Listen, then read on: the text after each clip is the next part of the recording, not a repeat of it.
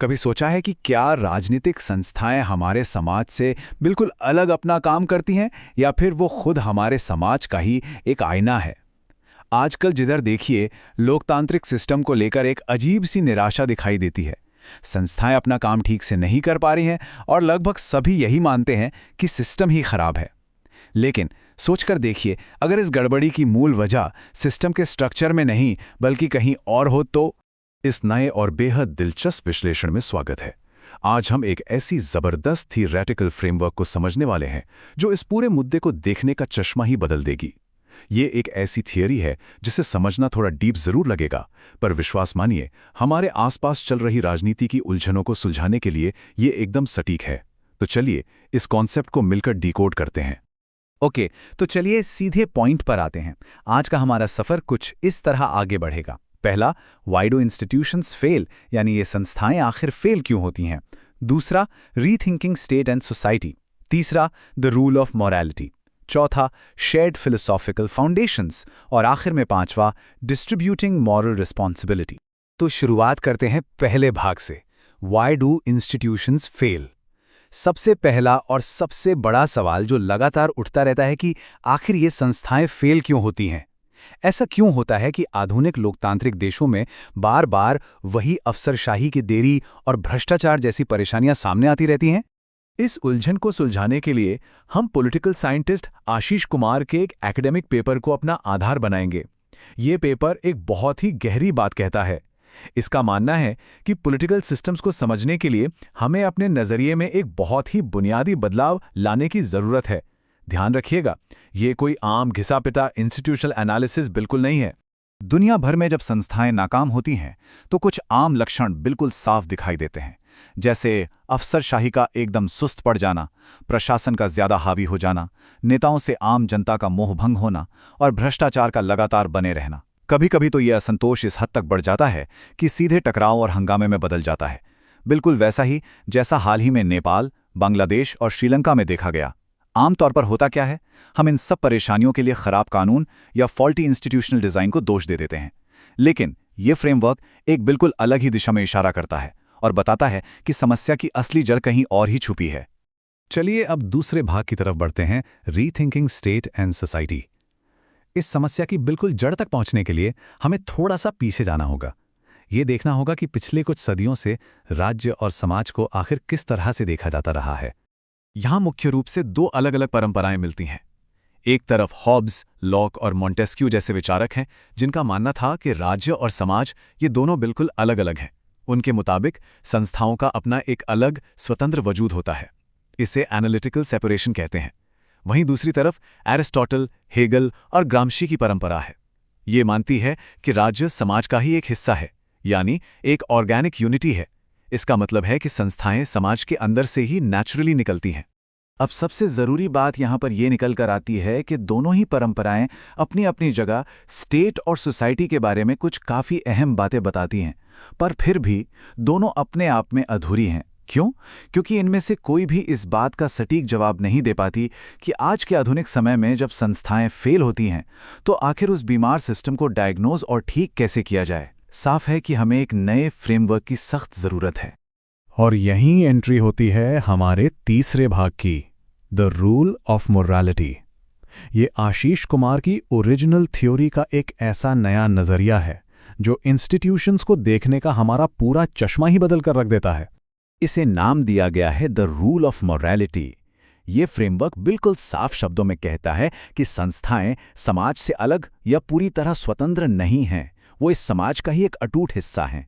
इसका सीधा सा मतलब ये निकलता है कि अगर किसी संस्था में कोई खराबी या भ्रष्टाचार पनप रहा है तो वो दरअसल उस समाज के अंदर ही चल रही नैतिक गिरावट का एक रूप है। आखिरकार संस्थाएं उन्हीं लोगों से बनती हैं ना जो उसी समाज का हिस्सा होते हैं। ये बात सच में ध्यान देने वाली है कि सिर्फ एक अकेली लाइन पूरी पॉलिटिकल चर्चा की दिशा ही घुमा देती है। संस्थागत कमियां सामाजिक कमियों का ही आईना है। सोचकर देखिए, इसका निष्कर्ष क्या निकलता है।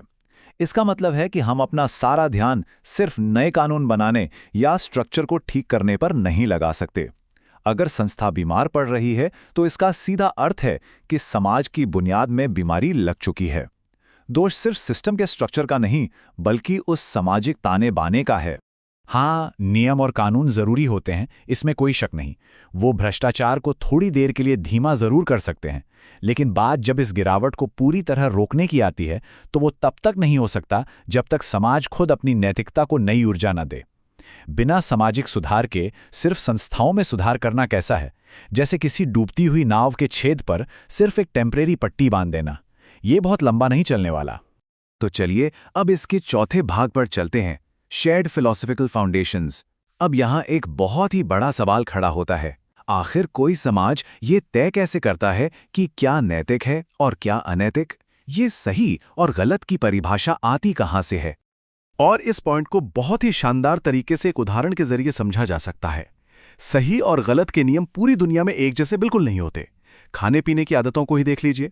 हिंदू और जैन परंपरा में शाकाहारी भोजन को नैतिक रूप से ऊंचा दर्जा दिया जाता है, जबकि इस्लामिक और क्रिश्चियन परंपराओं में भोजन के इन तरीकों में आमतौर पर कोई नैतिक भेदभाव नहीं किया जाता। इसे समझना इसलिए जरूरी है क्योंकि नैतिकता कहीं हवा से नहीं आती। यह एक समुदाय की गहरी दार्शनिक बुनियाद यानी उसकी फिलोसॉफिकल फाउंडेशन पर टिकी होती है। अब समस्या कहाँ आती है?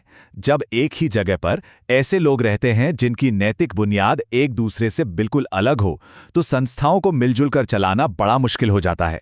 थ्योरी बड़ी बारीकी से समझाती है कि ऐसी स्थिति में हर ग्रुप उन संस्थाओं को अपने हिसाब से ढालने की कोशिश करने लगता है।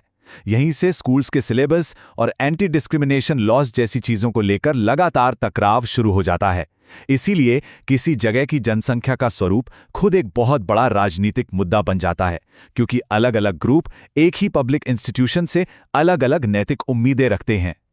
आमतौर पर ऐसी उलझनों से बचने के लिए सरकारें सेक्युलर न्यूट्रलिटी यानी धर्मनिरपेक्षता का रास्ता अपनाती हैं, जहां सरकार किसी एक विचारधारा का पक्ष लेने से बचती है। लेकिन कुमार का ये विश्लेषण इसकी भी कुछ सीमाएं बताता है। उनका मानना है कि ये जो न्यूट्रलिटी दिखाई देती है, ये खुद अपने आप में एक दार्शनिक विचार ही तो है।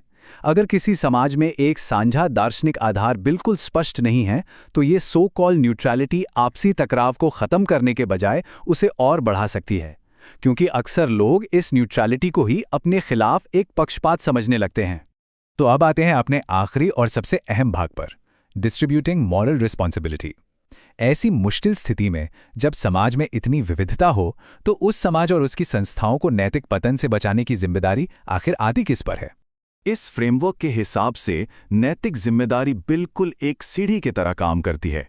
ये समाज के सबसे निचले हिस्से से शुरू होकर सरकार के सबसे ऊपरी हिस्से तक जाती है।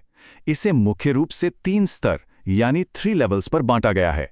चलिए इन्हें एक एक करके समझते हैं। सबसे पहला स्टार हैं हमारे प्राथमिक सामाजिक संस्थाएं, जैसे हमारा परिवार, हमारा पड़ोस और हमारे स्कूल। ये हमारी पहली रक्षा पंक्ति हैं। बच्चों को नैतिक मूल्य सिखाना और समाज में रोजमर्रा के छोटे-मोटे गलत कामों पर टोकना इन्हीं का काम है। जब ये प्राइमरी इंस्टीट्यूशंस अपना काम ठीक से नहीं करते और कमजोर पड़ जाते हैं, ठीक तभी समाज में भ्रष्टाचार और अनैतिकता को फैलने का मौका मिल जाता है। और जब ये पहला स्टार फेल हो जाता है, तब बारी आती है दूसरे स्टार की, यानी न्यायपालिका की, हमारे कोर्ट्स की। लेकिन यहाँ एक पेच है। कोर्ट्स तभी अपना काम ठीक से कर सकते हैं जब उनके कानूनी फैसले समाज की साझी नैतिक भावनाओं से जुड़े हों।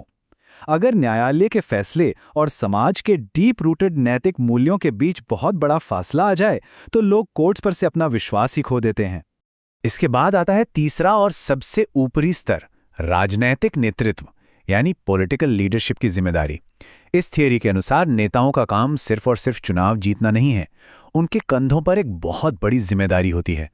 परिवार और स्कूल जैसी प्राथमिक संस्थाओं को मजबूत करना, न्यायपालिका को पूरा सहयोग देना, और अगर न्यायपालिका किसी वजह से फेल हो जाए तो उससे ठीक करने के ठोस कदम उठाना। और सबसे बड़ी बात, नेताओं को देश चलाते वक्त एक ऐसी नैतिक और दार्शनिक एकजुटता बनाए रखनी होती है जो पूरे समाज को एक साथ बांधकर रख सके। लेकिन यहां एक बड़ा सवाल खड़ा होता है, क्या हो अगर राजनीतिक नेतृत्व अपनी सबसे बड़ी जिम्मेवारी में बुरी तरह फेल हो जाए? ये थियरी बड़ी तटस्थता से ये बताती है कि जब राजनीतिक नेतृत्व समाज में नैतिक व्यवस्था बनाए रखने में विफल हो जाता है, तो उसकी सत्ता का नैतिक आधार ही खत्म हो जाता है। ऐसी स्थिति में नैतिक शासन को वापस पटरी पर लाने के लिए समाज का एकजुट होकर आगे आना और आवाज उठाना खुद में एक नैतिक रूप से उचित कदम बन जाता है। तो ये पूरा विश्लेषण आखिर में एक बेहद ज़रूरी और थोड़ा परेशान करने वाले सवाल पर लाकर खड़ा कर देता है। अगर संस्थाएं वाकई किसी समाज की नैतिकता का आईना है, तो जब वो संस्थाएं फेल होती हैं, तो वो खुद हमारे समाज के बारे में क्या सच्चाई बयान कर रही होती हैं। शायद अगली बार जब किसी सिस्टम को दोष देने का मन करें, तो पहले खुद अपने समाज की बुनियाद की तरफ मुड़कर देखना ज़रूरी हो जाता है। ये एक ऐसा सवाल है जो वाकई इस विषय पर और गहराई से सोचने पर मजबूर कर देता है।